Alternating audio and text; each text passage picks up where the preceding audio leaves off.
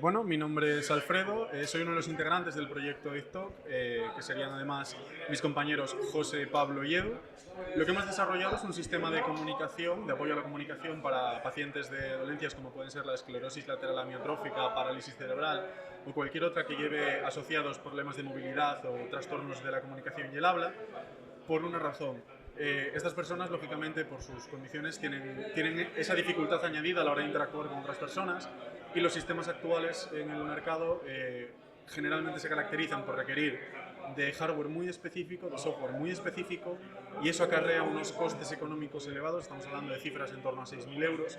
Por tanto, el objetivo que nos hemos planteado es desarrollar un sistema accesible en el que se pueda utilizar hardware de consumo, como podría ser una webcam normal y corriente, un monitor de ordenador normal y corriente, y de esta forma aumentar la accesibilidad. El funcionamiento es el siguiente, siguiendo este esquema. Por un lado tenemos una interfaz gráfica. En esta interfaz gráfica utilizamos un teclado T9, comúnmente visto en los teléfonos móviles de principios de siglo, porque nos supone un término medio entre lo que sería un teclado QWERTY, en el que tienes una pulsación por tecla, y un teclado por áreas de decisión, que te requiere varias pulsaciones por tecla. Este compromiso nos da la ventaja de las áreas de decisión, que es un mayor espacio de control, y la ventaja de un teclado habitual de menores pulsaciones por tecla.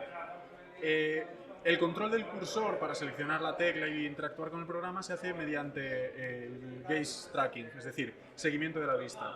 El seguimiento de la vista lo hacemos mediante una serie de procesadores de imagen con redes neuronales, en el que hacemos un reconocimiento de los landmarks faciales y del ojo, landmarks siendo las características que definen la geometría 3D, y mediante esta información podemos calcular los vectores de vista y con ellos, y tras hacer una calibración que genera un mapeado, inferir el punto concreto de la pantalla a la que está mirando el usuario.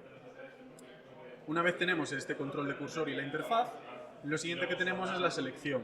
La selección la hacemos mediante un módulo de electrónica que implementa a través de un Arduino Leonardo una serie de protocolos que, de cara al sistema, lo que está viendo gracias al Arduino Leonardo es un teclado o un ratón habitual, pero lo que nos permite es establecer una serie de sensores diferentes, como pueden ser un sensor táctil para personas que puedan tener una movilidad leve en los dedos, o un sensor barométrico que nos permitiría controlar el sistema con soplidos y absorciones, de manera que nos podamos adaptar a las necesidades concretas del usuario.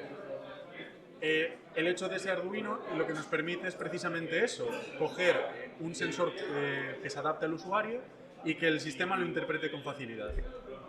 Por otro lado, lo que tenemos es, ya para terminar, la comunicación externa. Esta comunicación externa se hace por dos vías. La primera es el sonido, la comunicación hablada. Tenemos un módulo de conversión texto a voz que lo que haría sería coger la frase que hayas escrito, convertirla a sonido, reproducirla. Pero claro, la voz al fin y al cabo tiene la limitación de que si estamos en la misma sala no hay problema, si estás en la sala contigua probablemente me oigas también, pero por ejemplo, de cara a comunicarse con una persona que esté al cuidado del usuario al otro extremo de la casa, lógicamente la voz no nos sirve. Es por eso que tenemos también un botón de ayuda que lo que nos permite es lanzar alertas al terminal móvil de la persona de apoyo. Por un lado tenemos un mensaje de alerta genérico que se mandaría si lanzas esa alerta como texto vacío, pero al mismo tiempo podríamos escribir, por ejemplo, tengo calor, ven a abrir la ventana por favor, y que ese es el mensaje que le llegue.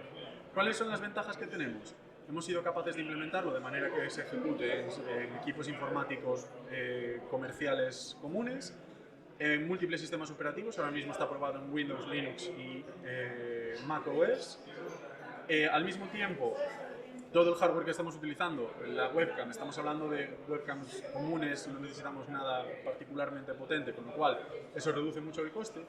Y la interfaz de control lo que nos permite es que, como lo que estamos gestionando es un cursor y un clic, aunque ahora mismo lo tenemos vinculado a nuestra interfaz de escritura, podríamos adaptarlo para el uso genérico del dispositivo electrónico. Es decir, podrías trabajar con un navegador, podrías trabajar con cualquier archivo, y de esta forma no solo habilitar la comunicación, sino también facilitar la interacción con dispositivos electrónicos.